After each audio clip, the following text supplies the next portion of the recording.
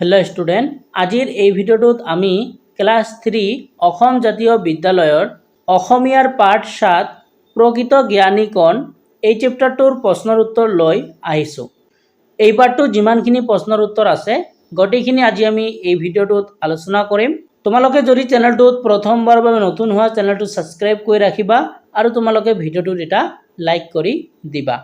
আৰু ইয়াৰ আগত আমি তোমালোকক পাঠ 6 লৈকে গোটেইখিনি প্ৰশ্নৰ উত্তৰ আলোচনা কৰিছো। যদি কোনোবাই ভিডিওবোৰ চোৱা নাই তোমালোকে আমাৰ চেনেলত গৈ চাই লবা। তেনেহলে আজিৰ ভিডিওটো আমি স্টাৰ্ট কৰিছো। চেপ্টাৰটোৰ নাম হল প্ৰকৃত জ্ঞানী কোন পাঠ 7। তো ইয়াতে তোমালোকক ক্ৰিয়াকলাপ দিয়া আছে, চোৱা অৰ্থৰ সৈতে চিনাকি হোৱা। ঠিক আছে, তো এইবোৰ তোমালোকে পঢ়ি লবা। তাৰপিছত দিয়া আছে পঢ়া আৰু বুজা, এইবোৰ তোমালোকক পঢ়িব কৈছে আৰু বুজিব কৈছে। তাৰপিছত তলতো দিয়া আছে পঢ়া আৰু লিখা। ঠিক আছে, পঢ়িব কৈছে আৰু তোমালোকক লিখিব কৈছে। তাৰপিছত 1 নম্বৰটো দিয়া আছে সাধুটো নিজৰ ভাষাৰে ক'বলৈ যত্ন কৰা। ঠিক আছে, সাধুটো তোমালোকক নিজৰ ভাষাৰে ক'বলৈ কৈছে, তোমালোকে এইটো ঘৰতে পঢ়িবা। তাৰপিছত তোমালোকক 2 নম্বৰ প্ৰশ্ন দিয়া আছে প্ৰথমে কোৱা তাৰপিছত লিখা। প্ৰথমে ক'বলৈ কৈছে তাৰপিছত লিখিবলৈ কৈছে। তো ইয়াৰ ক নম্বৰটো কি দিয়া আছে চোৱা, ডেকা বন্ধু কেইজন দেখাত কেনেকুৱা আছিল। খ নম্বৰ প্ৰশ্নটো দিয়া আছে ডেকা বন্ধু কেইজনে বিদেশ লৈ ফুৰিবলৈ যাওঁতে ৰাতি ক'ত জিৰণি লৈছিল। আৰু গ নম্বৰটো দিয়া আছে মৰা জন্তুটো ডেকা বন্ধু কেইজনে কেনেকৈ জীয়াই তুলিছিল লিখা। প্ৰথমতে মই তোমালোকক এই 2 নম্বৰৰ যিবোৰ প্ৰশ্ন আছে এইবোৰৰ উত্তৰ দিম। তোমালোকক 2 নম্বৰৰ প্ৰশ্ন দিয়া আছিল প্ৰথমে কোৱা তাৰপিছত লিখা। তো ইয়াৰ ক নম্বৰটো দিয়া আছে ডেকা বন্ধু কেইজন দেখাত কেনেকুৱা আছিল। তো ইয়াৰ উত্তৰটো তোমালোকে লিখিবা ডেকা বন্ধু কেইজন দেখাত সুন্দৰ অখপাখ আৰু সুশ্ৰী চেহাৰাৰ আছিল। তোমালোকে এনেকৈ লিখিবা। ভিডিওটো পজ কৰি তোমালোকে লিখি লোৱা।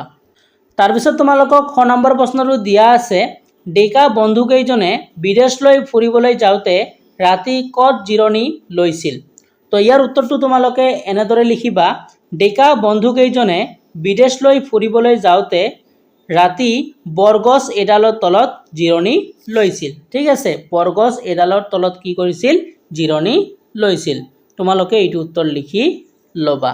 তাৰপিছত তোমালোকক গ নম্বৰ প্ৰশ্নটো দিয়া আছে মৰা জন্তুটো ডেকা বন্ধু কেইজনে কেনেকৈ জীয়াই তুলিছিল লিখা। তো ইয়াৰ উত্তৰটো তোমালোকে এনেকৈ লিখিবা মৰা জন্তুটো ডেকা বন্ধু কেইজনে শাস্ত্ৰ বিদ্যাৰ সহায়েৰে জীয়াই তুলিছিল। ঠিক আছে, শাস্ত্ৰ বিদ্যাৰ সহায়ত কি কৰিছিল, জীয়াই তুলিছিল। তোমালোকে এই 3টা প্ৰশ্নৰ উত্তৰ লিখি ল'বা।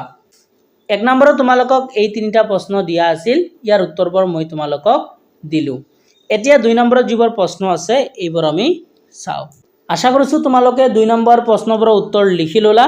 এতিয়া 3 নম্বৰত তোমালোকক প্ৰশ্ন দিয়া আছে বড় হাতৰ আখৰেৰে লিখা শব্দবোৰ মন কৰা আৰু খালী ঠাই পূৰোৱা। ঠিক আছে, যে বড় হাতৰ যিবোৰ শব্দ মানে এই শব্দটো চোৱা ভাল শব্দটো এইটো তোমালোকক ঠিক আছে অলপ ডাৰ্ট কৰি দিছে। তাৰপিছত তোমালোকক ইয়াতে অলপ ডাৰ্ট কৰি দিছে বেয়া বুলি। ঠিক আছে, মানে কি কৈছে কোৱেশ্চনটোত আমি অলপ বুজিবলৈ চেষ্টা কৰোঁ। ক নম্বৰটো দিয়া আছে ভাল মানুহে কেতিয়াও বেয়া কাম নকৰে। এই ভাল যিটো আখৰ আছে এইটো হ'ল বড় আখৰ। তো ভালৰ বিপৰীত কি হ'ব, বেয়া। তো বেয়াটো ইয়াতে তোমালোকক লিখি দিছে। ঠিক আছে, এনেকৈ তোমালোকক খ নম্বৰটো দিয়া আছে আমাৰ ঘৰ অচৰত নহয়। তো বড় হাতৰ আখৰ কোনটো দিয়া আছে, অচৰ দিয়া আছে। তো তোমালোকৰ এই খালী ঠাইটোত কি হ'ব, ঠিক আছে, মানে আমাক অচৰৰ বিপৰীত যিটো হয় সেইটো লিখিব লাগিব। তো এই খালী ঠাইটোত কি হ'ব, দূৰত। ঠিক আছে, তোমালোকে দূৰত লিখিলে হ'ব, মই তোমালোকক লিখি দিম। তাৰপিছত তোমালোকক গ নম্বৰটো দিয়া আছে এনেকৈ চিঞ্জৰ বাখৰ কৰা উচিত নে ডেছ ভাবি চোৱা। তো ইয়াতে তোমালোকক বড় হাতৰ আখৰ কোনটো দিছে, উচিতটো দিছে। তো ইয়াৰ বিপৰীতটো কি হ'ব, অনুচিত হ'ব। ঠিক আছে, তো ইয়াৰ বিপৰীতটো কি হ'ব, অনুচিত হ'ব। তো তোমালোকে এই খালী ঠাইটোত কি লিখিবা, অনুচিত লিখিবা। তাৰপিছত তোমালোকক ঘ নম্বৰটো দিয়া আছে সি মোৰ ডেছ নহয় সি মোৰ শত্ৰু। এতিয়া তোমালোকক বড় হাতৰ আখৰ দি কোনটো দিয়া আছে, শত্ৰু। তো শত্ৰুৰ বিপৰীত কি হয়, বন্ধু হ'ব। কি হ'ব, বন্ধু। তো তোমালোকে এই খালী ঠাইটোত কি লিখিবা, বন্ধু লিখিবা। তো মই তোমালোকক স্ক্ৰীনতে এই উত্তৰবোৰ দি দিম, তোমালোকে বহীত লিখি ল'বা। আশা কৰিছোঁ তোমালোকে 3 নম্বৰ প্ৰশ্নবোৰৰ উত্তৰ লিখি ল'লা। এতিয়া 4 নম্বৰ যিবোৰ প্ৰশ্ন আছে সেইবোৰ চোৱা বাক্য ৰচনা কৰা। প্ৰথমটো দিয়া আছে জলাশয়, তাৰপিছত দিয়া আছে জ্ঞান, তাৰপিছত দিয়া আছে শাস্ত্ৰবিদ্যা, তাৰপিছত দিয়া আছে বিফল। এতিয়া আমি এই প্ৰশ্নবোৰৰ উত্তৰ চাম। 4 নম্বৰ প্ৰশ্ন দিয়া আছে বাক্য ৰচনা কৰা আৰু ইয়াৰ প্ৰথমটো দিয়া আছে জলাশয়। তো কেনেকৈ বাক্য ৰচনা কৰিবা? বনৰীয়া জীৱ জন্তুবিলাক জলাশয়ত পানী খাবলৈ আহে। তোমালোকে এনেকৈ বাক্য ৰচনা কৰিলে হ'ব। অথবা তোমালোকে যদি ব্লেক ধৰণেও বাক্য ৰচনা কৰা তথাপিও কিন্তু হ'ব। তাৰপিছতটো দিয়া আছে জ্ঞান। তো তোমালোকে কি লিখিবা?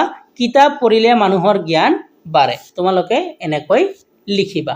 তাৰপিছতটো তোমালোকক দিয়া আছে শাস্ত্ৰবিদ্যা। তো ইয়াতে কি লিখিবা? ৰাম শাস্ত্ৰবিদ্যাত পাৰ্গত। ঠিক আছে, তোমালোকে এনেদৰে লিখিবা। তাৰপিছতটো তোমালোকক দিয়া আছে বিফল। তো ইয়াৰ উত্তৰটো কি লিখিবা? কোনো কামত বিফল হ'লে চেষ্টা এৰি দিব নালাগে। ঠিক আছে, আমি যদি কোনো কামত বিফল হওঁ আমাক চেষ্টা এৰি দিব নালাগে। তো তোমালোকে বাক্য ৰচনাবোৰ এনেদৰে লিখিলে হ'ব। মই তোমালোকক গোটেইখিনি বাক্য ৰচনাৰ উত্তৰ লিখি দিলোঁ। আশা কৰিছোঁ তোমালোকে এইবোৰ লিখি ল'লা।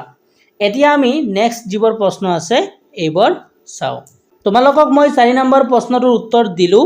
এতিয়া 5 নম্বৰত কি দিয়া আছে চোৱা। 5 নম্বৰত তোমালোকক দিয়া আছে বুজা আৰু লিখা। তো তোমালোকক প্ৰথমটো দিয়া আছে সখী। তো তোমালোকক ইয়াতে দিছে বন্ধু বুলি। তাৰপিছত তোমালোকক আৰু এটা দিয়া আছে বস্ত্ৰ। তো ইয়াতে দিয়া আছে কাপোৰ। তো তোমালোকক এইবোৰ কি দিয়া আছে? সমাৰ্থক শব্দ। ঠিক আছে, এইবোৰ কি দিয়া আছে? সমাৰ্থক শব্দ। এতিয়া তোমালোকক গছ দিয়া আছে, এই ইয়াতে কি হ'ব? ঘৰ দিয়া আছে, ইয়াতে কি হ'ব? লিখিব কৈছে।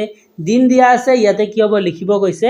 হাবি দিয়া আছে, ইয়াতে কি হ'ব? লিখিব কৈছে।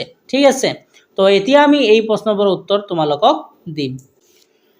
5 নম্বৰ প্ৰশ্ন তোমালোকক দিয়া আছে বুজা আৰু লিখা। তো প্ৰথমটো তোমালোকক বুকত লিখি দিছিল সখী। তো ইয়াৰ উত্তৰটো কি হ'ব? বন্ধু। তাৰপিছতটো তোমালোকক দিয়া আছিল গছ। তো ইয়াৰ উত্তৰটো বুকত দিয়া নাই। তো ইয়াৰ উত্তৰটো কি হ'ব? বৃক্ষ। ঠিক আছে, তাৰপিছতটো দিয়া আছে ঘৰ। তো ইয়াৰ উত্তৰটো কি হ'ব? আলয় হ'ব। কি হ'ব? আলয় হ'ব। বা তোমালোকে যদি গৃহ লিখা তথাপিও হ'ব। তাৰপিছতটো দিয়া আছে দিন। তো ইয়াৰ উত্তৰটো কি হ'ব? দিৱস হ'ব। তাৰপিছতটো দিয়া আছে বস্ত্ৰ। ইয়াৰ উত্তৰটো কি হ'ব? কাপোৰ হ'ব। তাৰপিছতটো তোমালোকক দিয়া আছিল হাবি। তো ইয়াৰ উত্তৰটো কি হ'ব? অৰণ্য হ'ব। কি হ'ব? অৰণ্য হ'ব। তো আশা কৰিছোঁ তোমালোকে এই 5 নম্বৰবোৰৰ উত্তৰ লিখি ল'লা। এতিয়া নেক্সট যিবোৰ প্ৰশ্ন আছে এইবোৰ আমি চাওঁ। 5 নম্বৰ উত্তৰবোৰ মই তোমালোকক লিখি দিলোঁ। এতিয়া 6 নম্বৰত তোমালোকক দিয়া আছে ভাবা আৰু উত্তৰ উলিওৱা। তো কি দিয়া আছে চোৱা। পুৱাৰ ভাগত 4খন, দুপৰীয়া 2খন, সন্ধিয়ালৈ তেওঁক লাগে ভৰি 3খন। তেওঁ বাৰু কণ কৰিছানে বাৰু? তো তোমালোকক এইটো ভাবিব কৈছে আৰু উত্তৰ উলিয়াব কৈছে। তো ইয়াৰ উত্তৰটো কি হ'ব? ইয়াৰ উত্তৰটো হ'ব মানুহ। তো যিটো তোমালোকক 6 নম্বৰ প্ৰশ্ন দিয়া আছিল, তো ইয়াৰ উত্তৰটো কি হ'ব? মানুহ হ'ব। ঠিক আছে, তো তোমালোকে এই উত্তৰটো লিখি ল'বা। মই তোমালোকক এই পাঠটোৰ গোটেইখিনি প্ৰশ্নৰ উত্তৰ লিখি দিলোঁ। আশা কৰিছোঁ তোমালোকে এইবোৰ লিখি ল'লা আৰু তোমালোকে এইবোৰ ভালকৈ পঢ়িবা। আৰু যদি কোনোবাই আগৰ পাঠবোৰৰ ভিডিঅ'বোৰ চোৱা নাই, তোমালোকে আমাৰ চেনেলত প্লেলিষ্ট ভিজিট কৰি ভিডিঅ'বোৰ চাই ল'বা। তোমালোকে যদি চেনেলটোত প্ৰথমবাৰৰ বাবে নতুন হোৱা, তোমালোকে চেনেলটো ছাবস্ক্ৰাইব কৰি ৰাখিবা আৰু তোমালোকে ভিডিঅ'টোত এটা লাইক কৰি দিবা। তেনেহ'লে নতুন এটা ভিডিঅ'ৰ লগত তোমালোকৰ লগত পুনৰ দেখা দেখি হ'ম। ভিডিঅ'টো চোৱাৰ কাৰণে তোমালোকক ধন্যবাদ জনাইছোঁ।